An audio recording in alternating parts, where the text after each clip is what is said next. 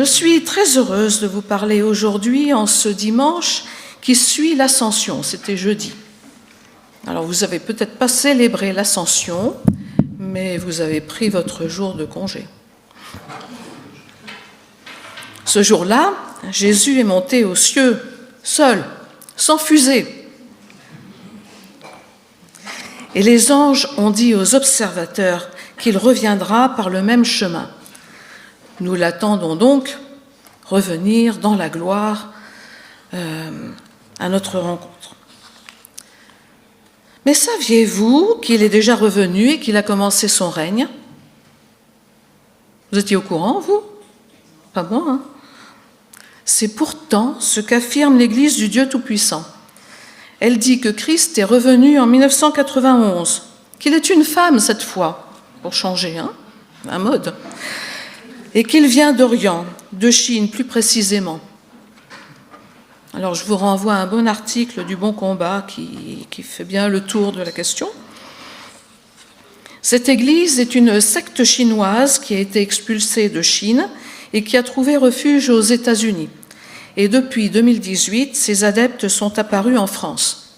Alors qu'est-ce qu'ils font? Ils s'infiltrent dans les groupes de réseaux sociaux. Ils tissent des liens amicaux avec les membres, très amicaux, très polis, très courtois. Et ils attirent subtilement les gens dans leur réseau. Ils disent « Ah, tu connais cette vidéo, etc. » Vous avez peut-être déjà eu affaire à eux. Moi, oui. J'en ai rencontré un ou deux. Pour nous qui connaissons bien la parole de Dieu, leur discours est facile à réfuter. Mais ils font des dégâts chez les plus ignorants.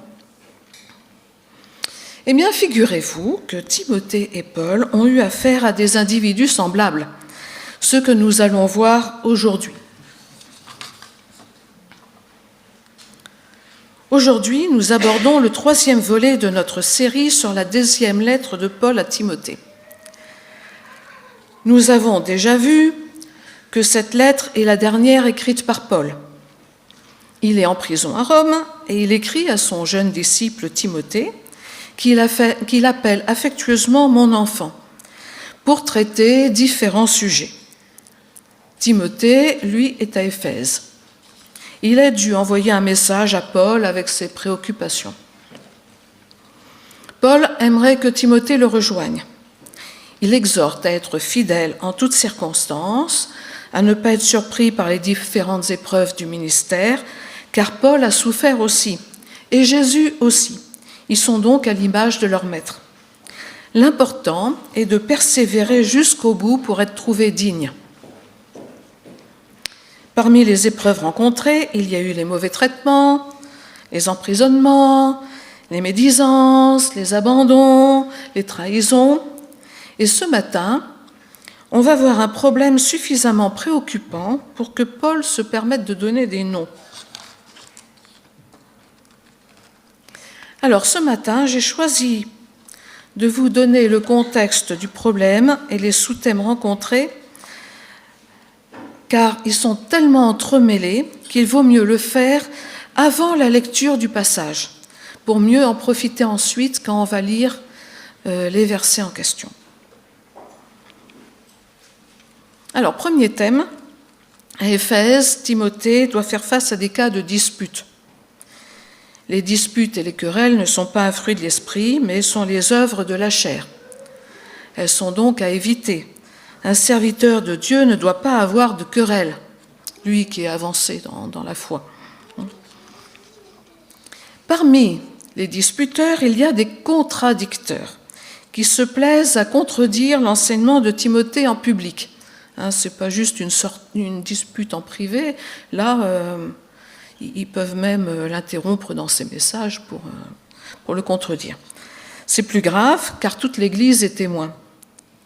Le ministère de Timothée est remis en cause. Et parmi ces contradicteurs, Paul en nomme 2, car ils répandent un mauvais enseignement. Il s'agit de Hyménée et Philette. Hyménée a déjà été évoqué dans la première lettre de Paul à Timothée, et il avait été exclu avec un autre appelé Alexandre. Que comment répondre aux contradicteurs en général? Il ne faut pas perdre de temps à débattre en allant sur leur terrain, mais au contraire les ramener sur le terrain de la parole de vérité. Le 5e thème, dans ce cas concret, ces hommes prétendent que la résurrection a déjà eu lieu. D'après leur nom, ces hommes d'origine grecque ont l'air de répandre une philosophie gnostique qui commence à prendre de l'ampleur dès la fin du 1er siècle et surtout au 2e. Ils ne s'intéressent pas à la résurrection des corps, mais seulement à la résurrection spirituelle, symbolique, n'affectant que l'esprit. Et du coup, la résurrection des corps, chère à la théologie juive, disparaît totalement. Et, 6e thème, Timothée ne doit pas se laisser déstabiliser par ces enseignants de mensonges qui vont à la perdition, mais rester ferme, fidèle à la parole et être un outil réservé à un usage noble, selon une image des vases nobles et des vases destinés à un usage vil ou courant. Voilà les thèmes qui sont abordés. Et nous allons maintenant commencer notre lecture en ayant à l'esprit ces différents thèmes. Verset 14. C'est cela qu'il te faut rappeler sans cesse. Recommande solennellement devant Dieu d'éviter les disputes de mots. Elles ne servent à rien si ce n'est à la ruine de ceux qui les écoutent. Que veut dire Paul par « c'est cela » ? Eh bien, c'est ce qui précède et que je vais vous relire, qu'on a vu dimanche dernier. Car mes paroles sont certaines, si nous mourons avec lui nous revivrons. Si nous persévérons, avec lui nous régnerons. Mais si nous le renions, lui aussi nous reniera. Si nous sommes infidèles, lui demeure fidèle parce qu'il ne peut se renier lui-même. Donc l'enseignement de la parole au sujet de la résurrection, c'est qu'elle est réservée à ceux qui sont morts en Christ et qui ont persévéré jusqu'au bout. Voilà ce qu'il faut affirmer sans se disperser. Ceux qui ont peur d'avoir raté la résurrection, donc l'enlèvement et tout ça, ne doivent pas craindre pour eux s'ils sont fidèles à Christ, parce que lui est fidèle. Et il faut éviter les disputes de mots, elles font perdre du temps et n'aboutissent à rien. Ces sujets sont à éviter dès lors qu'il y a dispute.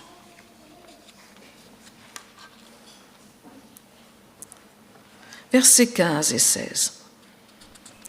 Efforce-toi de te présenter devant Dieu en homme qui a fait ses preuves, en ouvrier qui n'a pas à rougir de son ouvrage, parce qu'il transmet correctement la parole de vérité. Évite les discours creux et contraires à la foi. Ceux qui s'y adonnent s'éloigneront toujours plus de Dieu. Timothée devra rendre compte à Dieu de son enseignement. Il doit montrer qu'il a transmis correctement la parole de Dieu, sans la déformer, sans en faire un prétexte pour parler d'autre chose, sans perdre de temps à faire la publicité des faux enseignants au prétexte qu'il faut les réfuter. Ainsi, il ne faut pas chercher les débats contradictoires. Si on y est obligé, on doit éviter de citer les textes de l'adversaire pour les contrer, mais plutôt citer la Bible. Car que cherche l'autre ? Il cherche à ce qu'on parle de lui, de sa théorie, de ses propres textes sacrés, de sa religion et de ses faux dieux. Il ne faut pas lui rendre ce service-là. D'autant plus qu'il sera compétent dans son domaine, et vous non. Restons dans le domaine où nous sommes compétents. La parole de Dieu, la Bible, la vie de Jésus, et n'en sortons pas. Au moins, même si vous êtes contrés, vous aurez déjà cité la parole de vérité. Vous voyez, dans les débats. Verset 17. La parole de ces gens est comme une gangrène qui finit par dévorer tout le corps. C'est le cas d'Hyménée et de Philette. Ils se sont écartés de la vérité en prétendant que la résurrection a déjà eu lieu. Ainsi, ils sont en train de détourner plusieurs de la foi.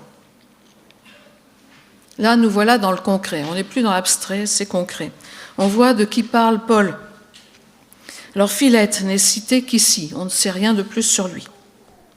Hyménée. Il est grec comme lui. Son nom vient de celui d'un héros de la mythologie grecque qui est le dieu du mariage, Hyménée.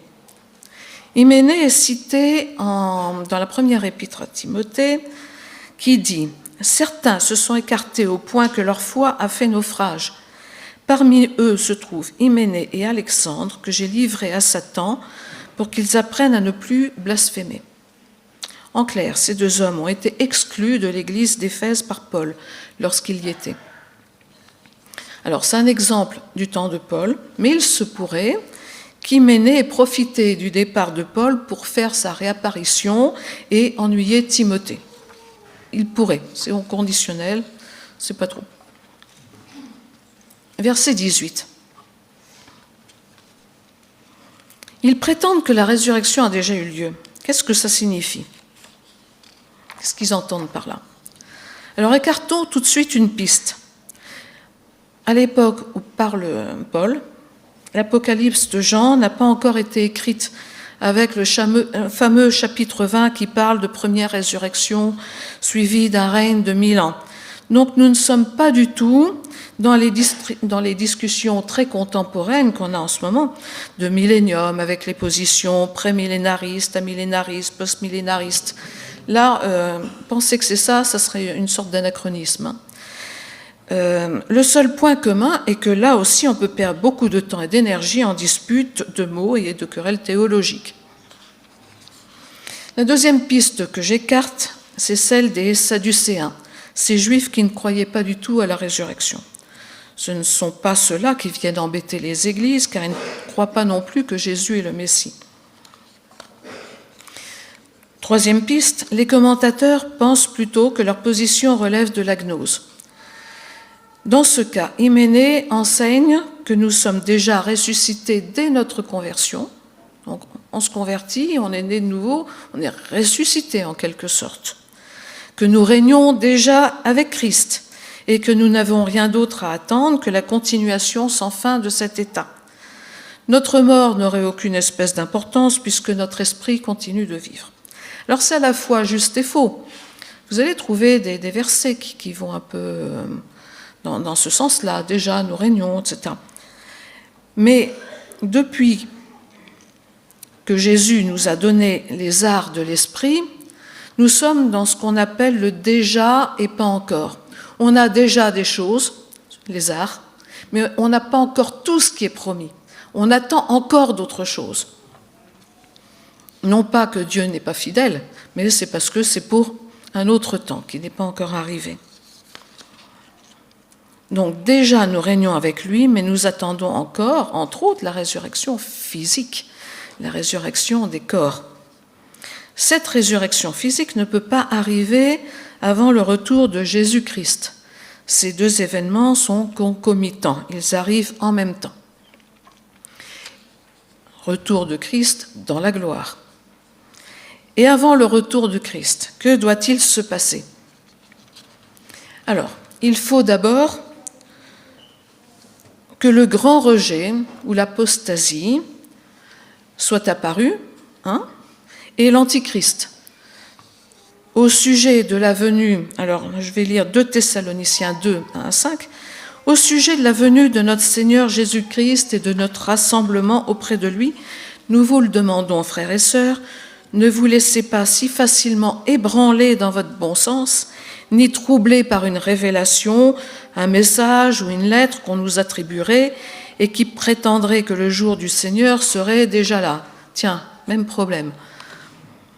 Que personne ne vous égare d'aucune façon, car ce jour n'arrivera pas avant qu'éclate le grand rejet de Dieu et qu'on va voir dimanche prochain, enfin la prochaine fois de cette série, et que soit révélé l'homme de la révolte qui est destiné à la perdition, l'adversaire qui s'élève au-de tout ce qui porte le nom de Dieu et de tout ce qui est l'objet d'une vénération religieuse, celui qu'on appelle l'Antichrist aussi. Il ira jusqu'à s'asseoir dans le temple de Dieu en se proclamant lui-même Dieu. Je vous disais déjà cela lorsque j'étais encore chez vous. Ne vous en souvenez-vous pas? Donc, et avant la venue de Christ et de l'Antichrist, qu'avons-nous? Jésus nous dit la venue de faux Christ et de faux prophètes. Donc, si quelqu'un vous dit alors, le Messie est ici, ou il est là, il est en Chine, il est aux États-Unis, il est en Israël, ne le croyez pas. De faux messies surgiront, ainsi que de faux prophètes. Ils produiront des signes extraordinaires et des prodiges au point de tromper, même si c'était possible, ceux que Dieu a choisis. Voilà, je vous ai prévenu. Donc il n'est donc pas possible que la résurrection des corps ait lieu. Ça ne colle pas avec l'agenda. Hyménée est donc bien un de ces faux enseignants qui sont là pour perturber l'Église. Il perturbe l'Église car il décourage ceux qui pensent avoir raté la résurrection et être laissés pour compte. Ces faux enseignants essayent de faire sortir les brebis du troupeau en leur faisant croire que leur pasteur n'est pas inspiré comme eux. Ce sont des voleurs de disciples. C'est pour cela qu'ils contredisent le pasteur en place pour le discréditer aux yeux des fidèles. Verset 19. Cependant, le solide fondement posé par Dieu demeure. Il porte en guise de sceau les inscriptions suivantes. Le Seigneur connaît ceux qui lui appartiennent et qu'il se détourne du mal celui qui affirme qu'il appartient au Seigneur.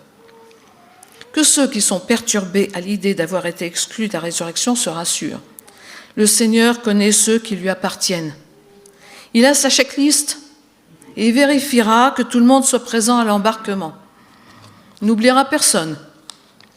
Mais il laissera ceux qui ne sont pas à lui et qui pratiquent le mensonge. Le signe que vous lui appartenez, c'est que vous vous êtes détournés du mal et que vous montrez les fruits de l'esprit. Vous vous êtes détournés du mal? Oui, j'espère. Mais si ce n'est pas le cas, réfléchissez sérieusement à cette question-là. Paul va utiliser maintenant une image qu'il a déjà utilisée dans l'Épître aux Romains. Verset 20. Dans une grande maison, il n'y a pas seulement des vases d'or et d'argent, il y en a aussi en bois et en terre cuite. Les premiers sont réservés à un usage noble, les autres sont destinés à un usage vil. Eh bien, si quelqu'un se garde pur de tout ce dont je vous ai parlé, il sera un vase destiné à un noble usage, purifié, utile à son propriétaire, disponible pour toutes sortes d'œuvres bonnes. Alors, parmi ceux qui se disent faire partie du peuple de Dieu, il y a deux sortes de personnes. Les unes sont comparées à des vases d'or et d'argent. Ce sont des objets d'honneur qu'on met en valeur dans la maison avec fierté, des objets nobles. D'autres sont destinés à l'usage courant. Ils ont moins de valeur. Dans cette catégorie, alors, vous avez les seaux en plastique. Le plastique n'est pas signalé par Paul, mais on comprend pourquoi. Donc vous avez les seaux en plastique pour remuer le plâtre ou le ciment, les bassines, les pots de chambre même. S'ils se cassent, on jette et on remplace sans état d'âme. Le chrétien qui veut être considéré comme un ustensile de valeur va se garder pur. Il va éviter de pécher, il va éviter l'hérésie également, il va être disponible pour toute bonne œuvre. Voilà ce qu'il doit faire. Verset 22. Paul revient à Timothée. « Fuis les passions qui assaillent un jeune homme. Fais tous tes efforts pour cultiver la foi, l'amour et la paix avec tous ceux qui font appel au Seigneur d'un cœur pur. » Alors, dans les débats théologiques, souvent on peut s'enflammer pour avoir le dernier mot. Il faut éviter les discours passionnés. Sorti de son contexte, ce verset et le début du verset, « Fuis les passions qui assaillent un jeune homme », pourrait faire penser aux tentations sexuelles. Mais ici, je ne pense pas. Dans le contexte, Timothée doit rester en paix avec tous. Il doit éviter de se faire des ennemis inutiles et il doit garder une bonne conscience. versets 23 et 24, « Refuse les spéculations absurdes et sans fondement. Tu sais qu'elles suscitent des querelles. Or, il n'est pas convenable pour un serviteur du Seigneur d'avoir des querelles. Qu'il se montre au contraire aimable envers tout le monde, capable d'enseigner et de supporter les difficultés. » Voilà, le contexte nous dit que Paul parle toujours des disputes. Il n'y a pas que la fin des temps qui conduise à des désaccords. Vous le savez bien, à table, on ne parle pas de politique ou de religion avec ses invités, c'est bien connu. Dans l'Église, il y a aussi des sujets qui fâchent. Donc le déroulé de la fin des temps, le don des langues, la place des femmes dans l'Église, ce qui se mange ou ce qui ne se mange pas, la fête de Noël, le débat création-évolution, etc., etc. Vous voyez bien tous les sujets qui fâchent. Et c'est normal. Avant notre conversion, nous avons été imprégnés de l'esprit du monde. Et plus nous avançons, plus nous sommes exposés à la parole de Dieu qui nous dit autre chose. Il peut y avoir des points difficiles à avaler. Donc soyons donc patients avec les autres qui sont moins avancés et souvenons-nous de nos propres difficultés à tout comprendre et accepter. Restons humbles, car c'est peut-être moi qui me trompe. Et fuyons les querelles. Versets 25 et 26. Il doit instruire avec douceur les contradicteurs. Qui sait si Dieu ne les amènera pas ainsi à changer d'attitude pour connaître la vérité?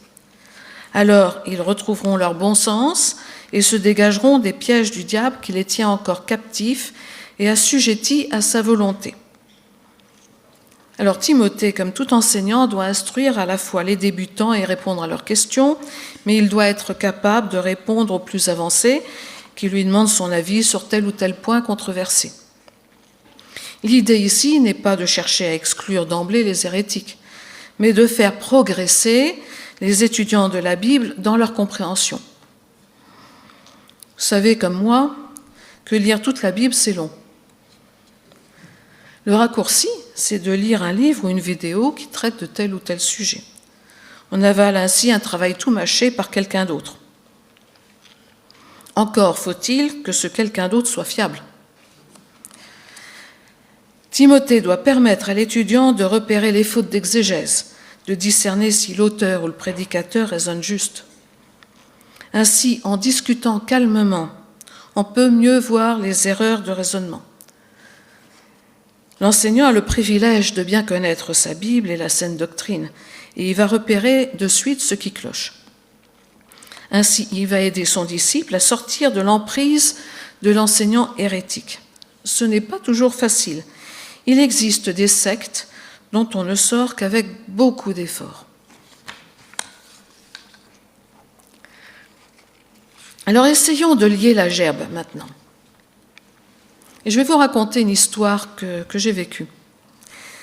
Quand j'étais assistante de paroisse, ici, dans les années 97 à 2001, je participais au pastoral, des rencontres qui se passaient entre pasteurs de l'Alliance, de l'Alliance baptiste, le lundi.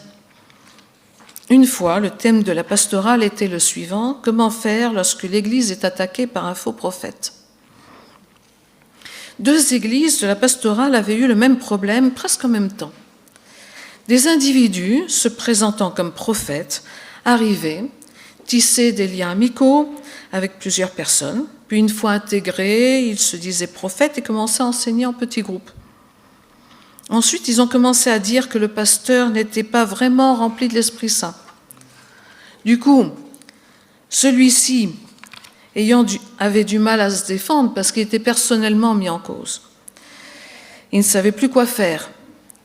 Une partie de l'Église prenait parti pour le prophète, une autre pour le pasteur. Il a fallu faire intervenir un médiateur, un pasteur d'une autre Église, de l'Alliance. On n'était même pas encore entré dans l'association baptiste à l'époque, c'était encore l'Alliance baptiste, la BPN. Et dans nos milieux non charismatiques, on n'a pas l'habitude de voir arriver des prophètes. Alors on a demandé conseil à un pasteur d'une église baptiste charismatique. Et voici ce qu'il nous a dit. nous a dit que chez eux, nul ne peut s'autoproclamer prophète. Quelqu'un qui a un ministère de prophète doit être reconnu officiellement comme tel par son Église, comme nous on reconnaît nos pasteurs ou nos anciens. Les églises charismatiques reconnaissent officiellement les pasteurs. S'il se déplace comme visiteur, il doit produire des attestations et des recommandations délivrées par son église d'origine. C'est ainsi que les églises de type charismatique se protègent elles-mêmes. Là, dans notre cas, ce n'était pas le cas. C'était une tentative d'OPA pour s'emparer de l'église ou au moins se débarrasser du pasteur. Les fruits mauvais étaient manifestes. Des clans, des divisions, des accusations, une absence de paix. Cela s'est terminé par l'exclusion de ces fauteurs de troubles, mais il y a eu plusieurs personnes qui ont dû partir aussi, celles qui avaient pris le parti du soi-disant prophète, et cela a laissé l'Église meurtrie. Donc vous voyez que c'est des problèmes qui peuvent rester encore très actuels. C'est pourquoi j'arrive à notre conclusion là. Premièrement, nous choisissons avec soin nos pasteurs, nos anciens, nos diacres et nos enseignants. Et même si nous votons pour leur place au sein du Conseil, ce n'est pas l'un contre l'autre, hein, vous avez vu. C'est sur proposition du Conseil qui a préapprouvé la candidature et leur aptitude à enseigner. Pour les enseignants, nous leur demandons une formation théologique solide et validée par une des écoles en qui nous avons confiance. En tant qu'enseignants, deuxième point, nous devons toujours progresser davantage dans la fidélité à la parole de Dieu et veiller sur notre enseignement, afin qu'il ne se retourne pas contre nous. C'est une responsabilité parce que nous devrons rendre compte devant le Seigneur de notre enseignement. Nous avons aussi une confession de foi qui s'impose aux membres.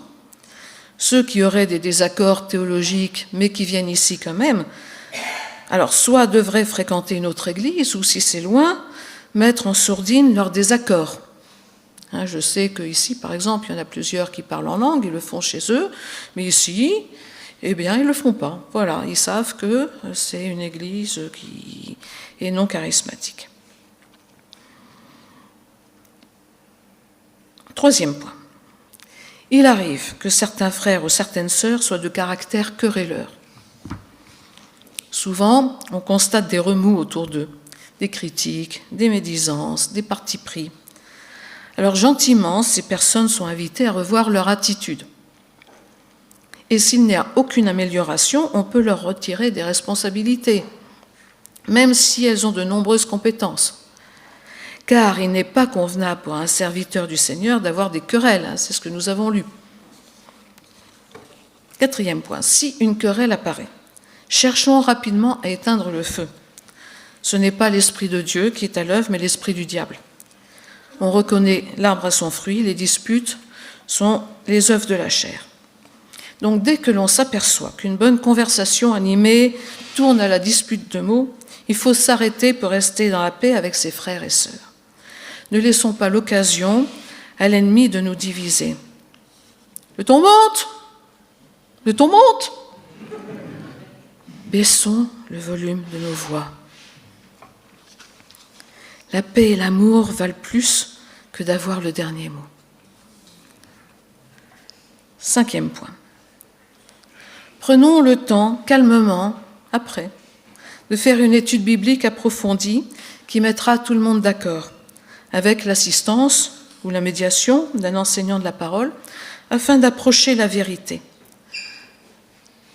Je reprends les paroles de notre texte, faisons tous nos efforts pour cultiver la foi, l'amour et la paix avec tous ceux qui font appel au Seigneur d'un corps pur.